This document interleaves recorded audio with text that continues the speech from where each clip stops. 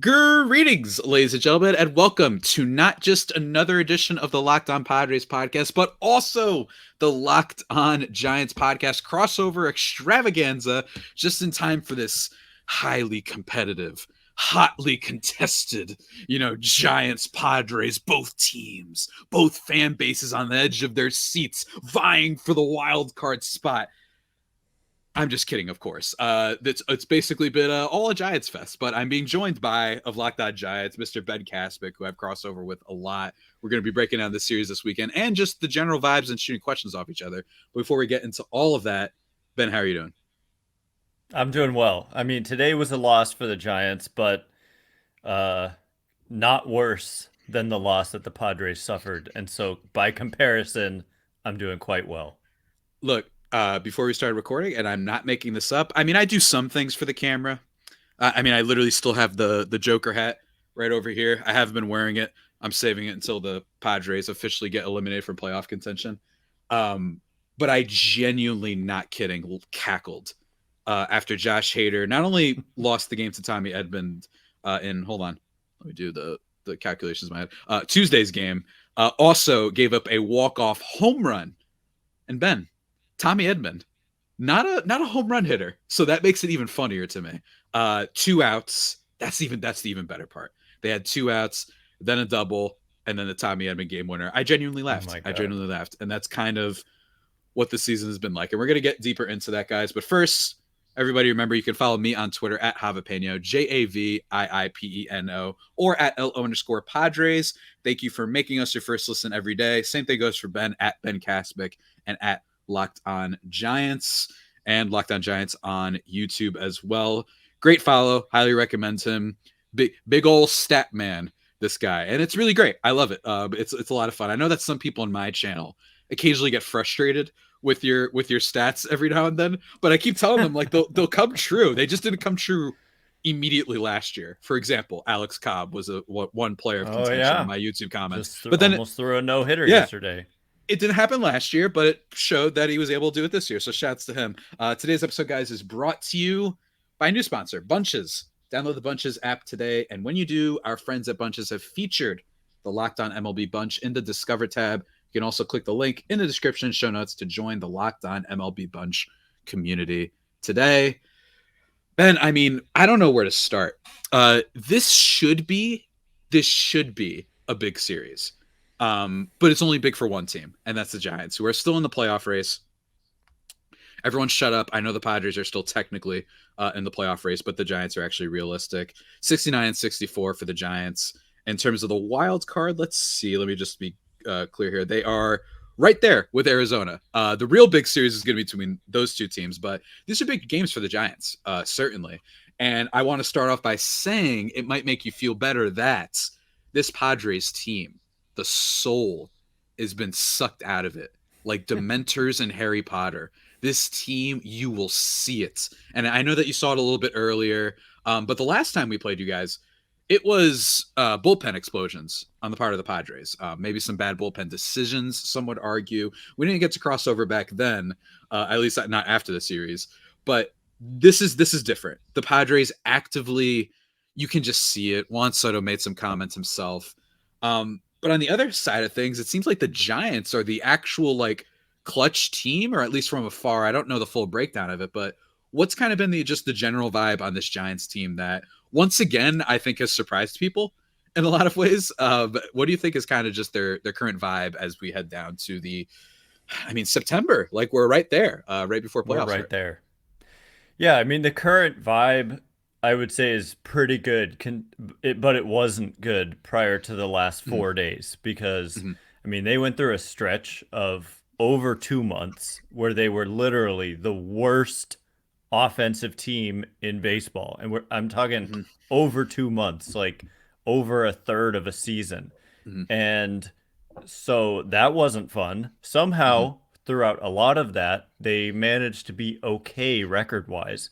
Like, that's the kind of performance I'm talking like the worst in batting average, the worst in on base percentage, the worst in slugging. Just mhm. they were dreadful for over 2 months up until recently. And I wouldn't say they've set the world on fire recently, but one thing that's been a constant with this team is that young players have come up and energized them at various times. Hmm. And in the last 4 days, they were able to beat the Braves on Sunday Night Baseball, and that was a lot of fun. They were in danger of getting swept, but instead they had a good game against Atlanta, a lot of fun plays. It was just a good, fun game to kind of clear the negativity. And they played the Braves a lot in the last. They played both their series against the Braves like in the span of 10 days, and so they lost. The Giants lost 7 series in a row in August. They won the first, and then they lost 7 straight series in August. So that kind of poor offense caught up with them, and they started losing. And they were Hmm. in a strong playoff position, but now they've fallen out to where they're like kind of just barely right there in that third spot.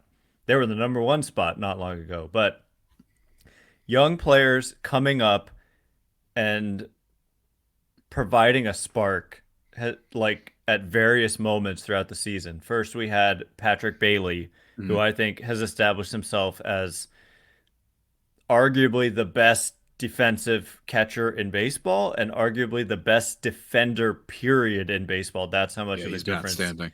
he's made.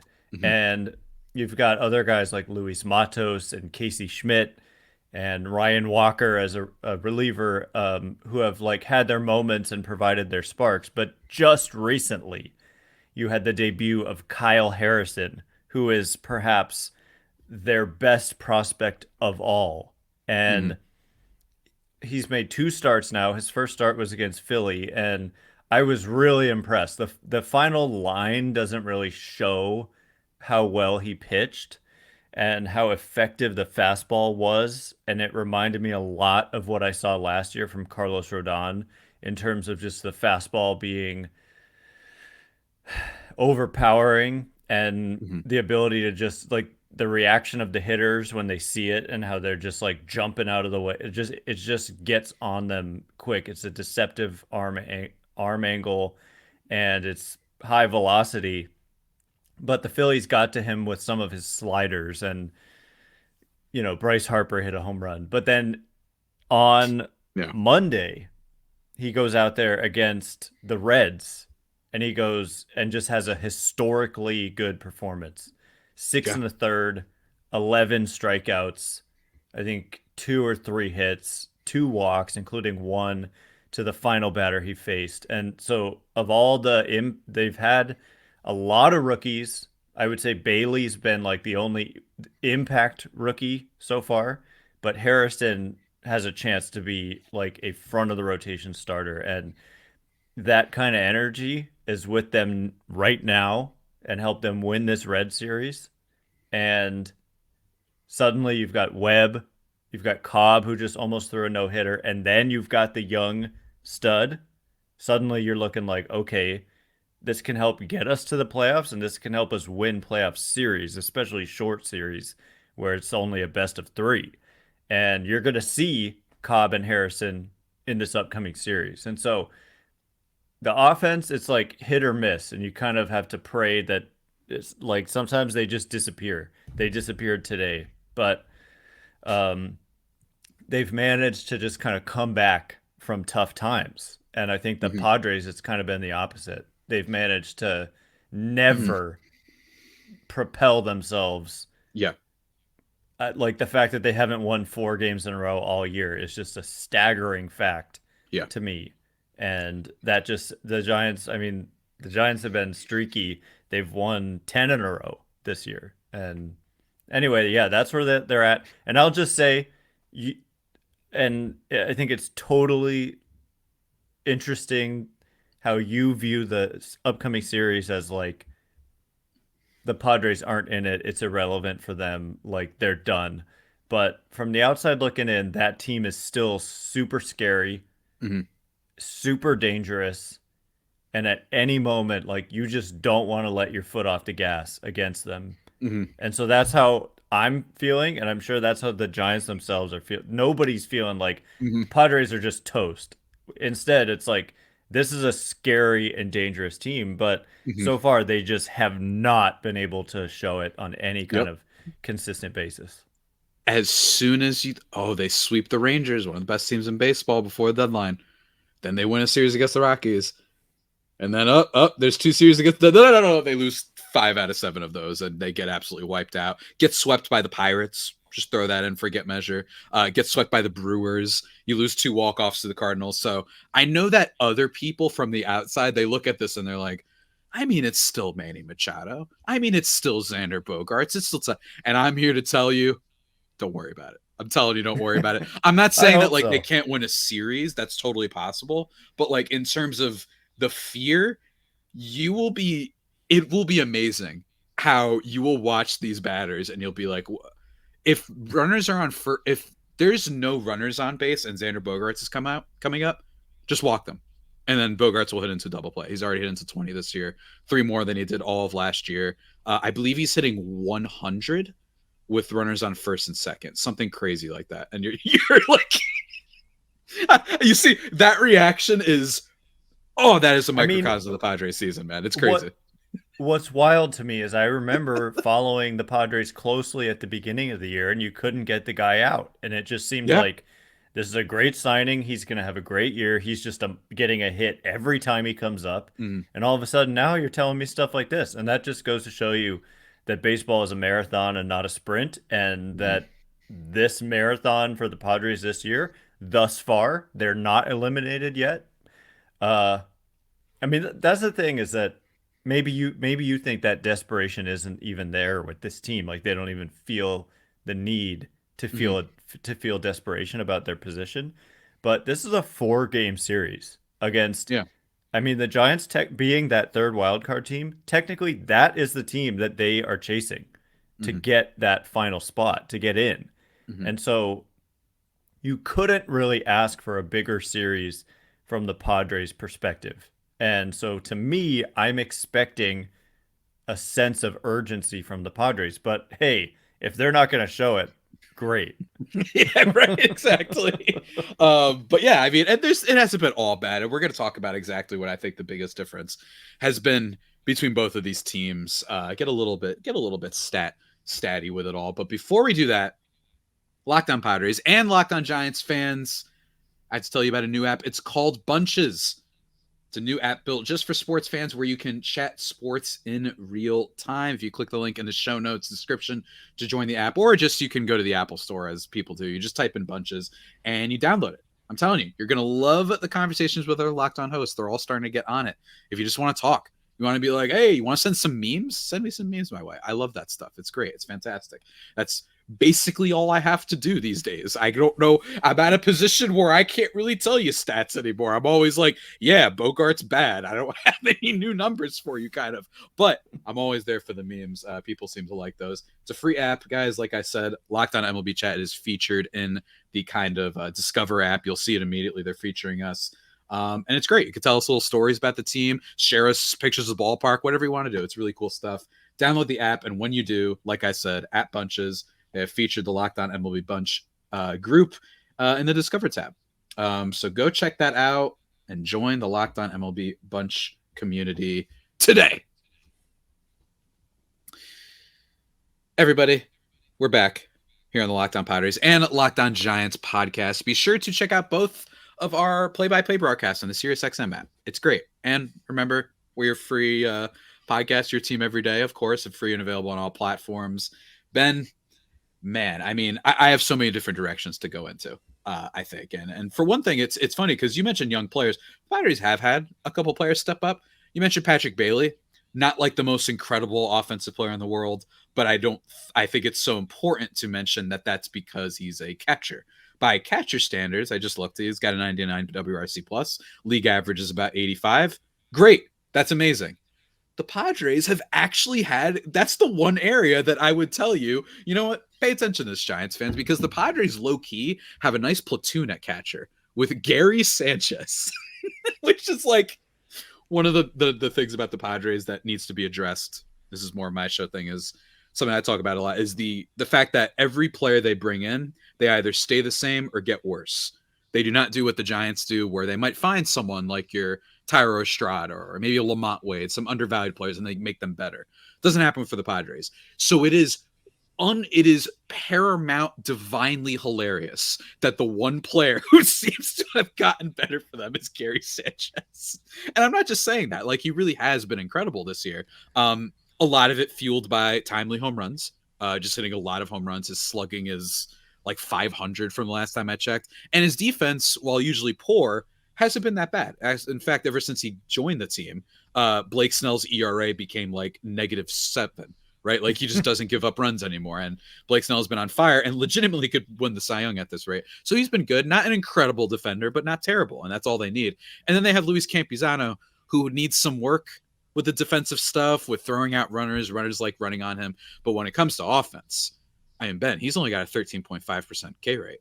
He's got a 122 WRC plus. So that's what's fun about this team is they have two catchers who can hit you hard. They don't have that Patrick Bailey, pop time and the 100 percentile frame rate, but two catchers, especially a young one that maybe they can nurture and maybe he could get better behind the plate and all that stuff. Really cool stuff overall, but it's kind of all the positives I have for you. And then Ha-Seong Kim, who rules and smiles, and I love him very much. It's so funny to me that the Giants outplay their I'm going to call it their peripherals, their main peripherals. And what I mean by that is like 23rd in batting average, 21st in on base percentage, 22nd in runs, 21st in home runs, 25th in slugging, 10th in ERA, right? Like, they're good at starting pitching, but they still are managing to win. I mean, I think the biggest thing for that is that they are not nearly as horrid. And I mean that word in every sense, horrid, in close games. That's what I was going to say too. That's exactly what I was going to say. It is, look, the Giants, when you take into account what I just brought up, the fact that their offense isn't all that great, there's a lot of reasons for that you could get into, but they're 19-17 in one-run games. Do you know what the Padres are in one-run games? Yeah, because I have it pulled up.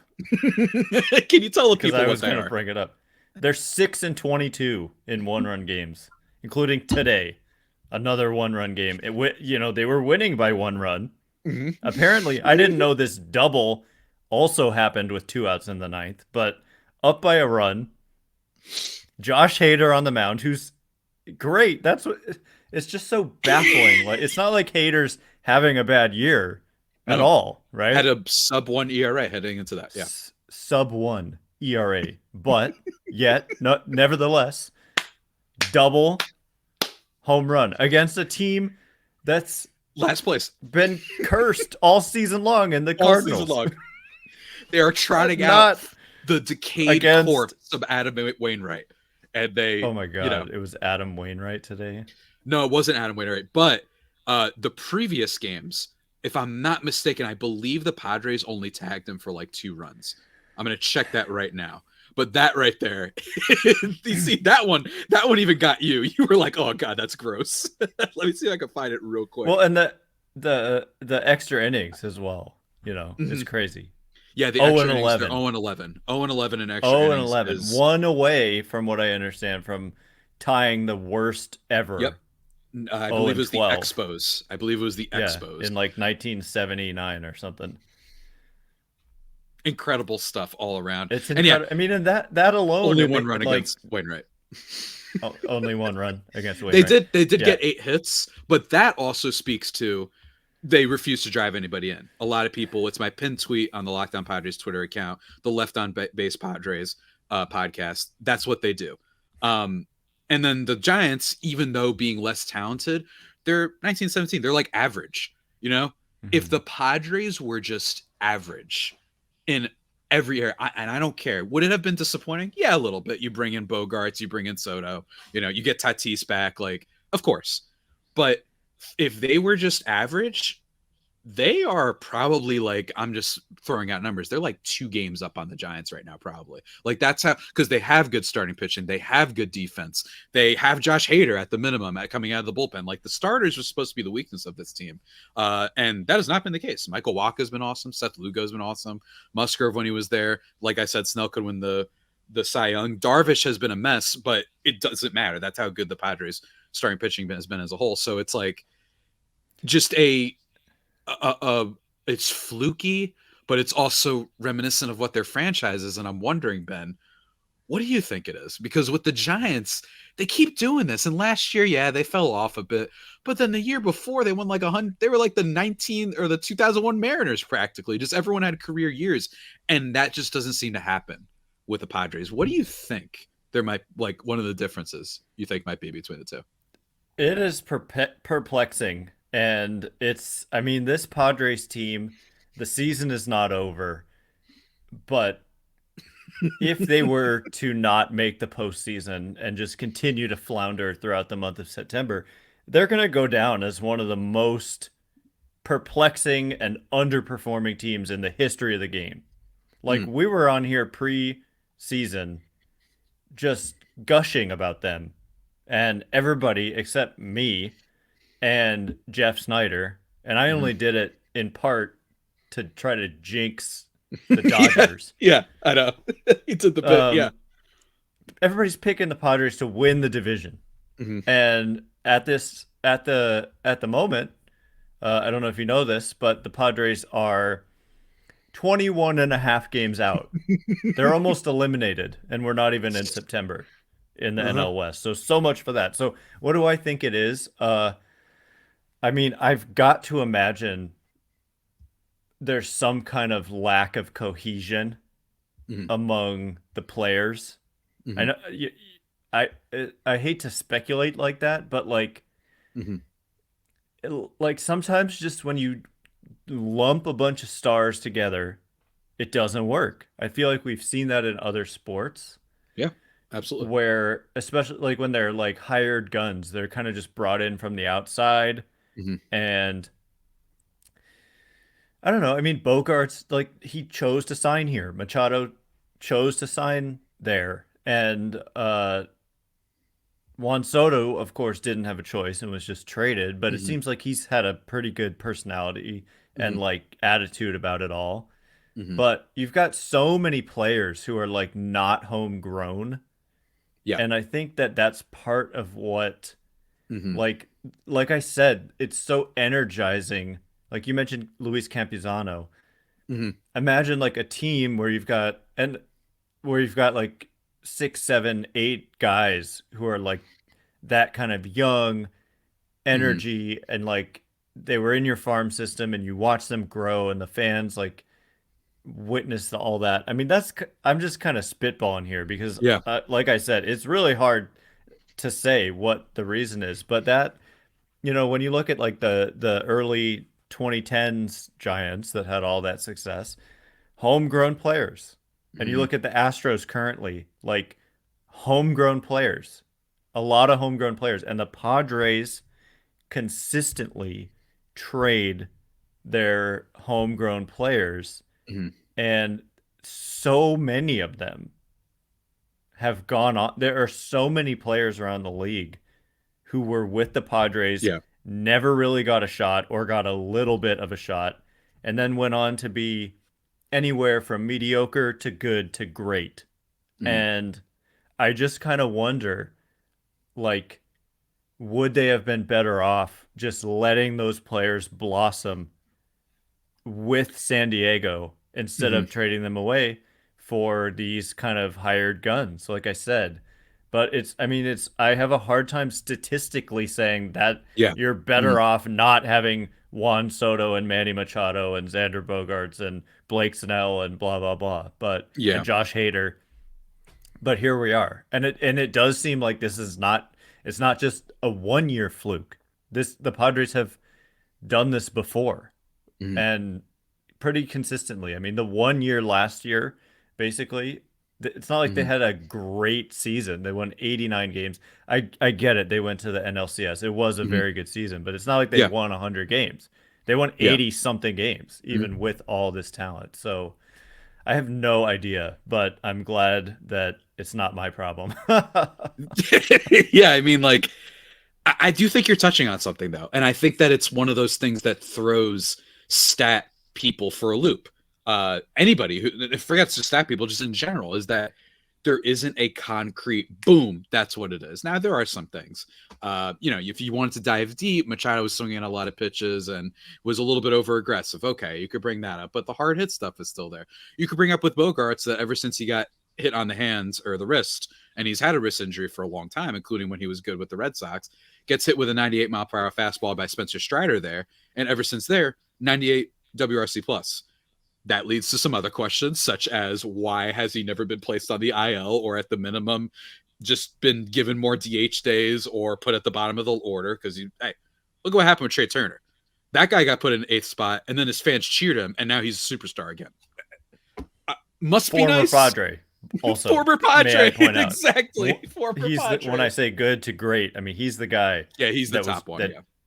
Come Rizzo, on, I mean you could have had Trey Turner, too, but honestly. No. And what was the return? Too. I mean, for Rizzo, Rizzo. No, Rizzo for Trey was Turner. For Trey Turner. Will Myers. my boy. Oh my god! See, that's. I don't know, man. Just, there's something to that to me. I think there's something to be said for this idea of mercenary, and you can't track it with numbers, but the fact that guys are all meeting each other a little bit for the first time, or it's just big personalities. And I know people talk about this with the NBA and the egos, but it could happen in baseball too. And sometimes it doesn't matter. Your team back in the day with Jeff Kent and Barry Bonds, those guys literally wanted to kill each other every day, and it didn't matter. They played very well together, right? So like, it doesn't all. It's harder to track, I think, in baseball is what I'm getting at. But I mean, you bring up a good point. I mean, Tatis isn't technically homegrown, but he's like the closest they have, absent Campusano. And I count Tatis as mostly homegrown. They traded for him when he was like 12 years old. Like that, it's basically the same thing. But in the grand scheme of things, it's like, yeah, I remember last year that Mackenzie Gore was the only one that they had that was homegrown. And I think that's what's been my thing overall. And we're going to talk about that a little bit more, guys. But we are having a lot of fun with this. I want to take just a second to talk to you all about FanDuel. All right, we're in the midst. It's coming up. You guys know what's coming up. You got not just the baseball playoffs and the end of season stuff, but it's football time because we live in the United States here. At least me and Ben do. And football's pretty big here. Let me tell you. And right now, new customers can get $5. Hold on. Sorry. Read that wrong. Can bet $5 and get 200 in bonus bets guaranteed. Plus, all customers who bet $5 will get $100 off NFL Sunday Ticket from YouTube and YouTube TV. I am touching my nose right now for all my video listeners because I'm about to sneeze. Now is the best time to join the FanDuel app. It's easy to use, and you can be on everything from spreads to player props and more. It's really great stuff. Love FanDuel. You've probably heard of them before. I probably don't even have to read the rest of this ad. You've heard of them. They're money. They're great. And just in time for football. I love that Sunday Ticket deal. That's awesome for all you. You know, if you're San Francisco for Ben's side, maybe you're a 49ers fan. On my side, I don't know. You used to have a team, but still, maybe just big into fantasy football. So go check that out, guys. Visit FanDuel.com/lockedon and kick off the NFL season with an offer you don't want to miss. FanDuel, official partner of Locked On and the NFL.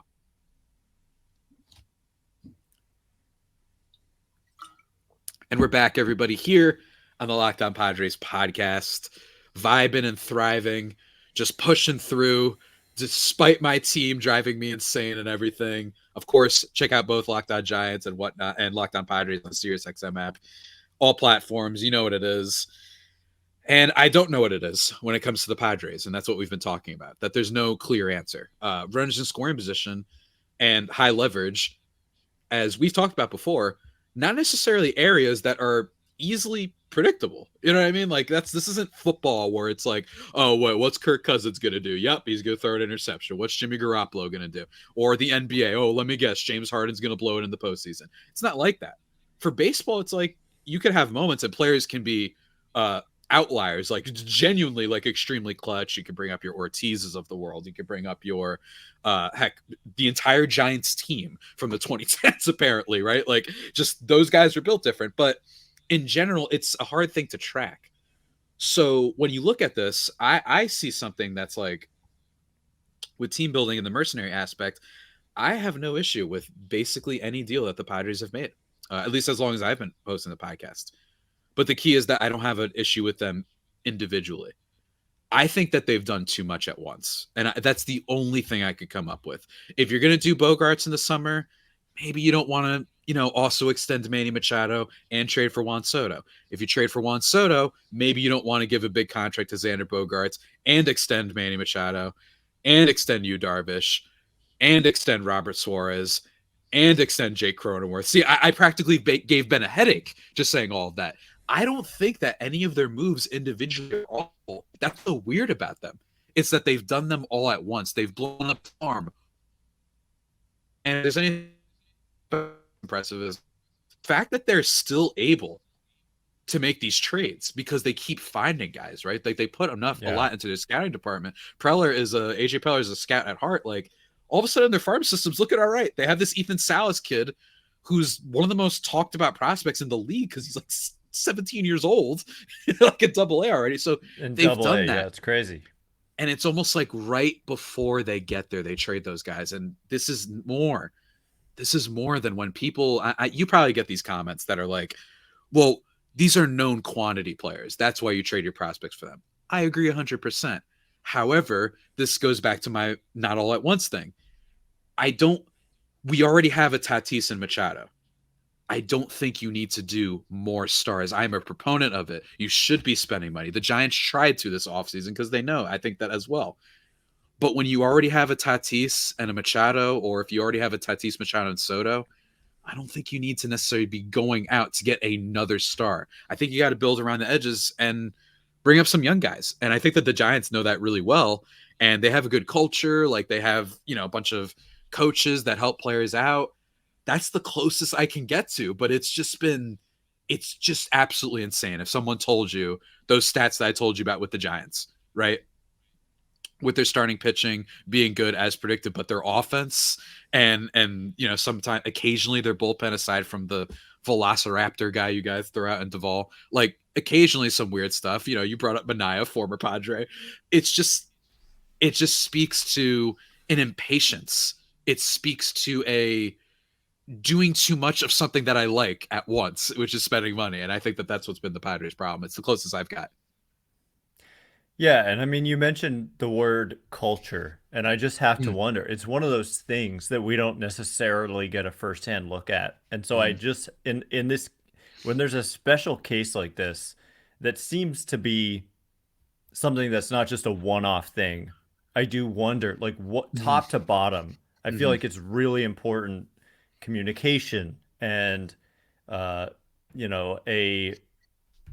environment of supporting players, and helping them with whether it's nutrition or mental health or whatever. Giants have all of that kind of stuff going, and they have each other's back, and they're always talking about how they just want to play for the next guy. And I mean, I don't follow the Padres nearly as closely as you do, so I don't know if that's kind of stuff that they talk about. They may talk about it, but I don't know that they.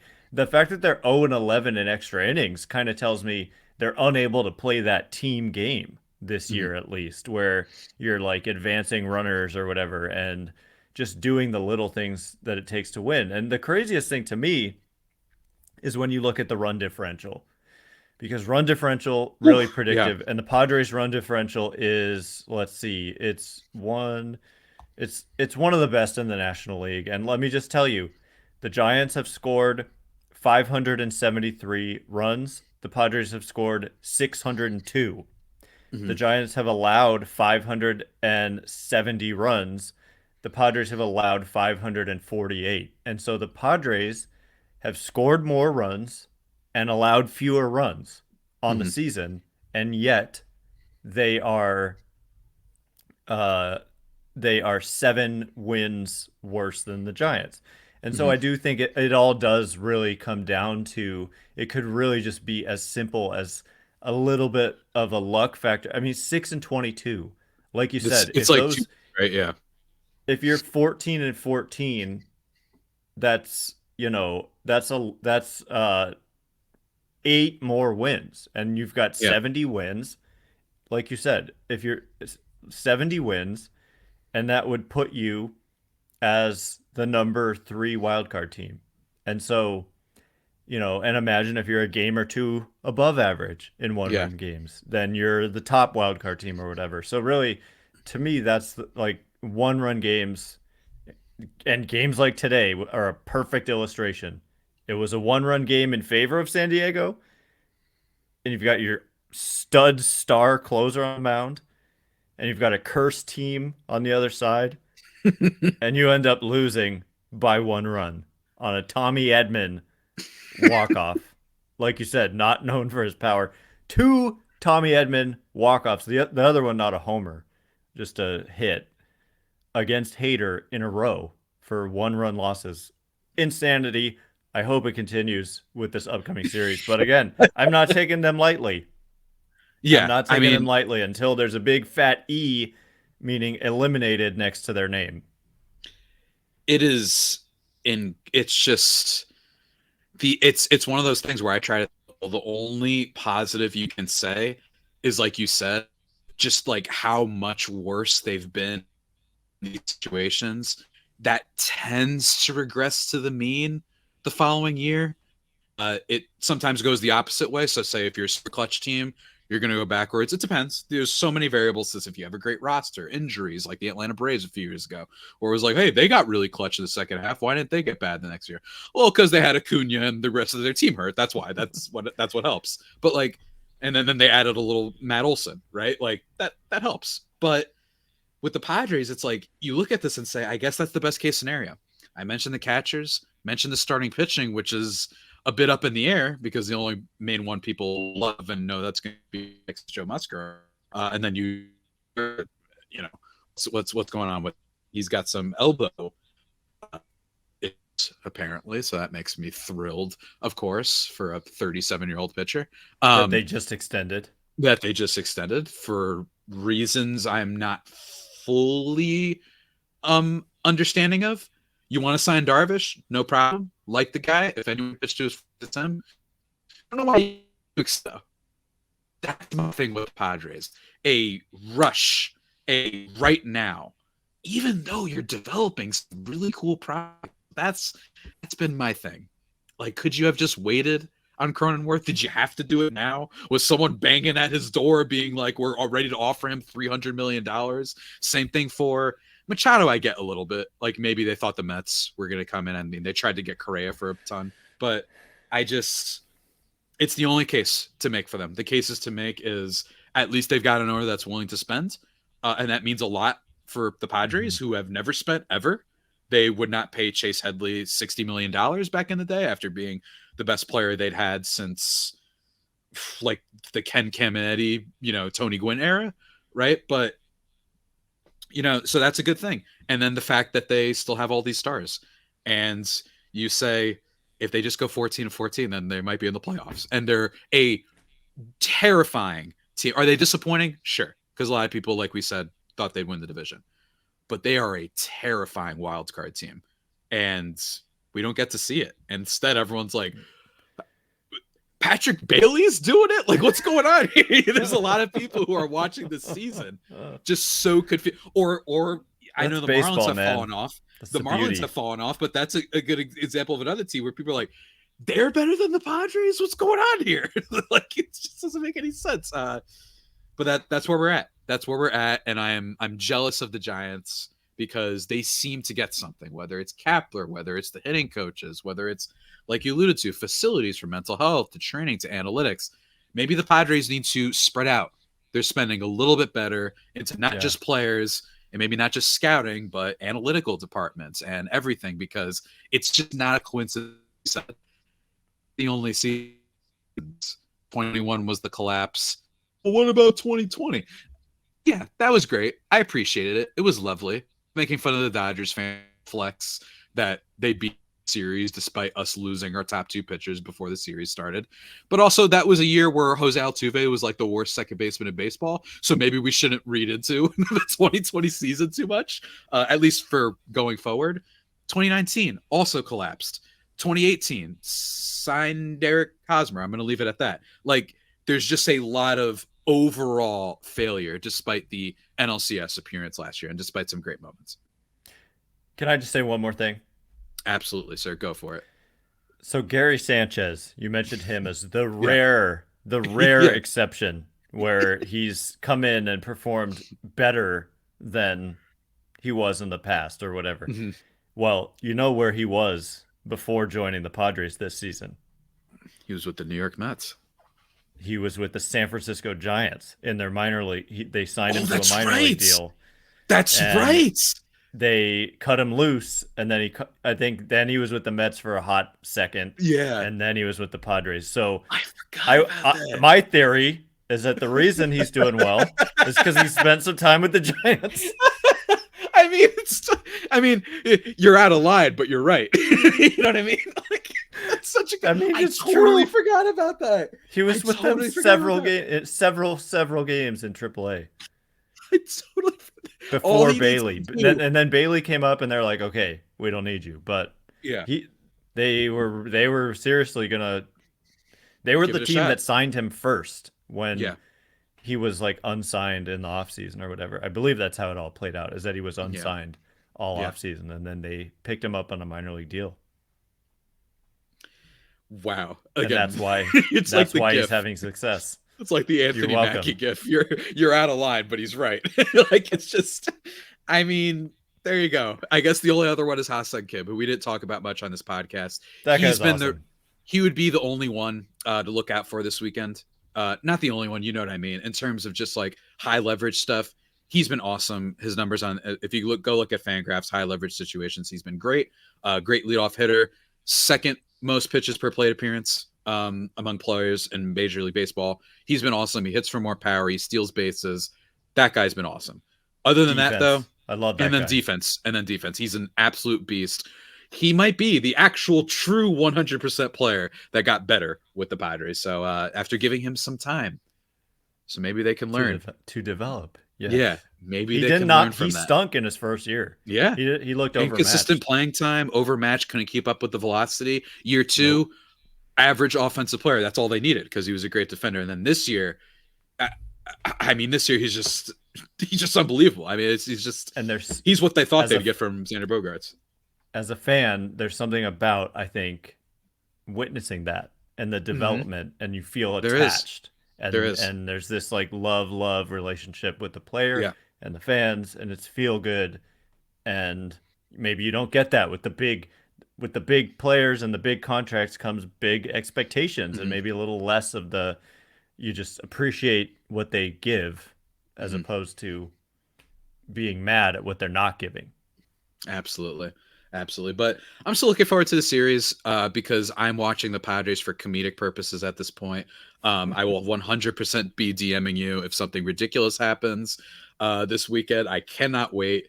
And I'm not making that up. I know people question if I watch the games. Oh, I do. Because I'm a masochist at heart, but also because I genuinely think that there's some funny things to be found with disastrous things that happen your way. Once you like clear the hurdle, once you've accepted it, the stages of grief. When you get to this phase, it's actually kind of funny. And that's why I was laughing like a maniac as Tommy Edmond walked it off.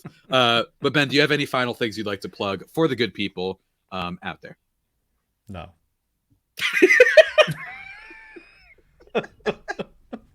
Like All what? right, folks. No, I know. It's just funny that you just nope, like just straight up. You heard him, folks. Looking forward to this weekend series. It's going to be a blast, and technically Thursday, Friday, whatever. You get my point. Looking forward to that. And until next time, guys, and until whenever these two teams face off, which is, hold on, is this the last time we play each other? I think Looks like it. there's one more. I think there's one more. Yeah, there's got to be one more. Second to last series of the year. Okay, cool. All right, cool. I think it's also in San Diego. Cool. We'll check No, it's back in in San there. Francisco. San We'll see what Francisco, happens. second Is to it San last. Francisco? Okay, San Yeah. Francisco. So we'll see what happens then. But until next time, everybody, thank you for listening to the podcast. You can follow me at Javipeno, JAVIIPENO, Ben at Ben Kaspick, on Twitter for both of us, at @L_Padres for me, at Locked On Giants on Twitter, Locked On Giants on YouTube, Locked On Padres. You get it already. Until next time, stay safe, and of course, stay faithful, my fire faithful homies, and stay gregarious. That is I was trying to do the double G thing. Gregarious Giants. I don't know. First word that came to mind. We'll see you next time, guys. Take care.